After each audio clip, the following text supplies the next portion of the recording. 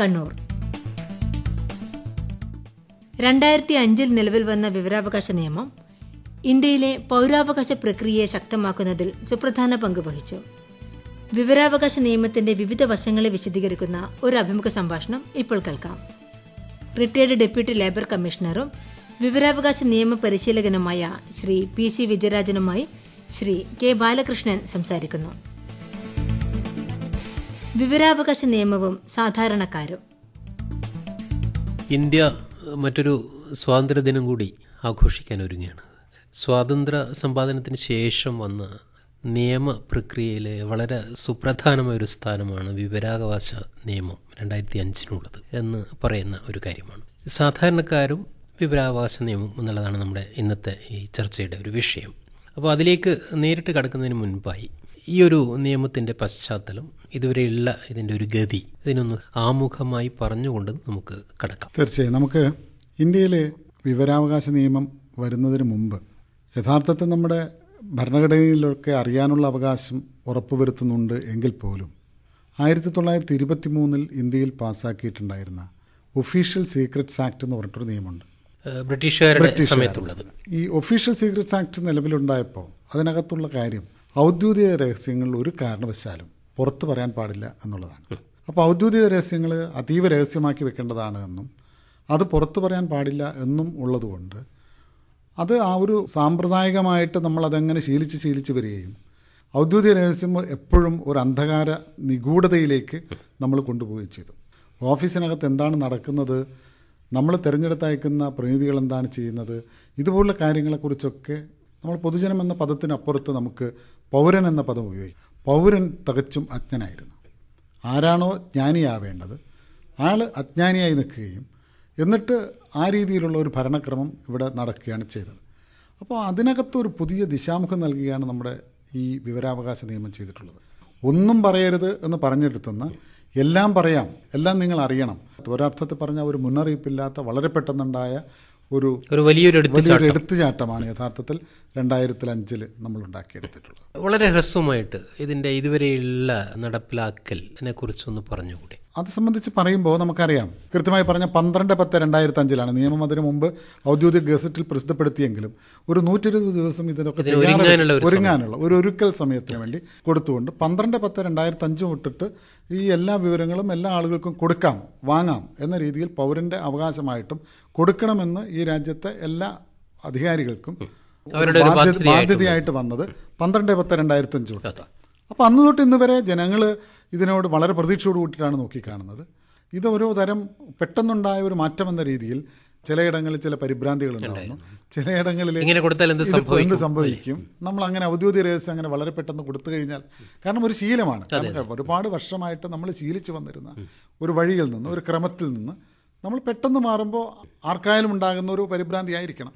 ഏതായിരുന്നു ഒരു പരിഭ്രാന്തി ഉണ്ടായിട്ടുണ്ട്. ആ പരിഭ്രാന്തി ഇപ്പോൾ ഏറെക്കുറെ മാറി വരുന്നു എന്നാണ് തോന്നുന്നത്. കാരണം ഇതിനകത്ത് വളരെ ഉന്നതരായിട്ടുള്ള ആളുകൾക്ക് പോലും ഈ വിവരാവകാശ നിയമം തങ്ങൾ ഇരിക്കുന്ന ചില പദവികൾക്കും ബാധകമാണോ എന്ന് സംശയം വളരെ ഉന്നതർക്ക് പോലും ഉണ്ടായിട്ടുണ്ട്. അപ്പോൾ അങ്ങനൊരു സംശയം അവർക്കൊക്കെ ഉണ്ടാകാമെങ്കിൽ സാധാരണഗതിയിലുള്ള ഉദ്യോഗസ്ഥന്മാരെ സംബന്ധിച്ചിടത്തോളം അങ്ങനെ ഒന്നും ഉണ്ടായെങ്കിൽ അതിനെ നമുക്ക് വളരെ സ്വാഭാവികമാണ്. ഒരു പരിണാമത്തെ നമ്മൾ അങ്ങനെ കാണാൻ കഴിയും. നമുക്ക് കുറച്ചുകൂടെ ഒരു കേരളീയ തലത്തിൽ നിന്ന് ഇതിനെ നോക്കിക്കാണാം. ഇപ്പോൾ നമുക്കറിയാം, കേരളം പല കാര്യങ്ങളിലും ഒരുപാട് മുന്നോട്ട് പോയിട്ടുള്ള ഒരു സംസ്ഥാനം. തീർച്ചയായും ഇന്ത്യയിലുള്ള മറ്റ് സംസ്ഥാനങ്ങളെ താരതമ്യപ്പെടുത്തി നോക്കുമ്പോൾ ഗുണകരമായ അപേക്ഷകളുടെ ഒരു താരതമ്യം അല്ലെങ്കിൽ അതിൻ്റെ ഒരു പരിശോധന എങ്ങനെയാണ്? നമ്പർ ഓഫ് കേസസ് കേരളത്തിൽ കൂടുതലുണ്ട്. നമ്മൾ ഗുണപരമായ കേസുകളേക്കാൾ കൂടുതൽ പല ആളുകളും എണ്ണത്തിനാണ് പ്രാമുഖ്യം കൊടുക്കുന്നത്. എത്ര കേസ് എന്നുള്ള അതിൻ്റെ നമ്മൾ വേണ്ടത് എണ്ണമല്ല, ഗുണമാണ്. നമ്മൾ ജനമറിയേണ്ട, പുറത്തു വരേണ്ട ചില കാര്യങ്ങൾ സമൂഹത്തിന് ഗുണം ചെയ്യുന്ന ഇടപെടുക, അതിനു വേണ്ടിയുള്ള ഒരു നിയമമാണിത്. അപ്പം നമ്മൾ അതിനെ അങ്ങനെ കാണണം. ഈ മറ്റ് സംസ്ഥാനങ്ങൾ എടുത്തു നോക്കുമ്പോൾ ഇതിൽ മുന്നിട്ട് നിൽക്കുന്ന സംസ്ഥാനങ്ങൾ എന്നുള്ള രീതിയിൽ നമുക്ക് പറയാൻ പറ്റുമോ ഈ കേസുകളുടെ ഗുണപരമായ എണ്ണത്തെ വെച്ചുകൊണ്ട്? അല്ല, അങ്ങനെ പറയാൻ പറ്റില്ല. പക്ഷേ മറ്റുള്ള സംസ്ഥാനങ്ങളിൽ ഇതിൻ്റെ ആക്ടിവിസ്റ്റ് നമ്മുടെ, കാരണം ഇത് യഥാർത്ഥത്തിൽ ഈ നിയമം ഉണ്ടാകുമ്പോൾ ആദ്യമായിട്ട് ഇന്ത്യയിലുണ്ടാകുന്ന ഒരു പോരാട്ടം രാജസ്ഥാനിലൊരു പോരാട്ടത്തിൻ്റെ ഫലമായിട്ട് അരുണ റോയ് ഒക്കെ നേതൃത്വം കൊടുത്തിട്ടുള്ള ഒരു ജനമുന്നേറ്റം, MKSS എന്ന് പറയുന്ന ഒരു സാമൂഹ്യ സംഘടന 1995 ഔദ്യോഗിക രഹസ്യങ്ങളുടെ ഫോട്ടോസ്റ്റാറ്റ് കോപ്പി കൊടുക്കാം എന്ന് പറഞ്ഞുകൊണ്ട് അന്നത്തെ രാജസ്ഥാനിലെ മുഖ്യമന്ത്രി ഒരു ഔദ്യോഗിക പ്രഖ്യാപനം നടത്തുന്നത്. അതാണ് പിന്നീട് ഓരോ സംസ്ഥാനങ്ങൾ നിയമമായിട്ട് വരികയും പിന്നീട് ഇന്ത്യ ഗവൺമെൻറ് മൊത്തത്തിലൊരു നിയമം കൊണ്ടുവരികയും ചെയ്യുന്നത്. താങ്കളുടെ നേരത്തെ പറഞ്ഞൊരു നിരീക്ഷണത്തിൽ നിന്ന് തന്നെ ഒരു പക്ഷേ നമുക്ക് തുടങ്ങാൻ കഴിയും. അതായത് കേരളത്തിൽ വേണ്ടത്ര ഗുണപരമായ കേസുകൾ ഉണ്ടായിട്ടില്ല എന്നുള്ളൊരു വസ്തുതയാണ്. അപ്പോൾ അവിടെ നിന്ന് നമ്മൾ തുടങ്ങുമ്പോൾ തീർച്ചയായിട്ടും ഇത് സാധാരണക്കാരായിട്ടുള്ള ആളുകളിലേക്ക് ഇതേക്കുറിച്ചുള്ള അവബോധം കൂടുതലായിട്ട് എത്തിക്കേണ്ടതിൻ്റെ ഒരു പ്രസക്തി, അതേക്കുറിച്ച് എങ്ങനെയാണ് പറയുക? തീർച്ചയായും അത് ഇതുവരെ സംഭവിച്ചിട്ടില്ല. കാരണം നമ്മളിപ്പോൾ വളരെ ബാഹ്യമായിട്ട് നോക്കുമ്പോൾ വിവരാവകാശ നിയമത്തിൻ്റെ ഒരുപാട് കാര്യങ്ങൾ നടന്നതായിട്ട് നമുക്ക് തോന്നാം. പക്ഷേ ഇപ്പോഴും എന്തിനു വേണ്ടിയാണ് ഇത് എന്നതിനെ സംബന്ധിച്ച് ജനസാമാന്യത്തിന് വളരെ കൃത്യമായ ഒരു ബോധ്യം വന്നിട്ടില്ല. എന്തുകൊണ്ട് ഈ വിവരാവകാശ നിയമം ഇന്ത്യയിലുണ്ടായി, എന്തിനാണിതുണ്ടാവുന്നത്, അതിനെ സംബന്ധിച്ചൊരു സൂക്ഷ്മമായിട്ട് ചില വ്യക്തിപരമായ ഇഷ്ടാനിഷ്ടങ്ങൾ തീർക്കുന്നതിന് അല്ലെങ്കിൽ ആരെയെങ്കിലും ശത്രുപക്ഷത്ത് നിർത്തിക്കൊണ്ടുള്ള ഒരു ചർച്ചയാവരുത് ഈ വിവരാവകാശ നിയമം. കാരണം ഇതിനൊരു സമഗ്രതയുള്ളൊരു നിയമമാണ്. അത്രയേറെ നിയമവിദഗ്ധർ തന്നെ അതിനെക്കുറിച്ച് പറയുന്നത് അത്രയേറെ. കാരണം കേവലം ഇത്രയും ചെറിയ 10-31 സെക്ഷനിൽ ഇത്ര കൃത്യമായിട്ട് ജനത്തിന് ഒരു സംശയം വരാത്ത രീതിയിൽ ഈ നിയമം രൂപപ്പെടുത്തിയിട്ടുള്ളത്.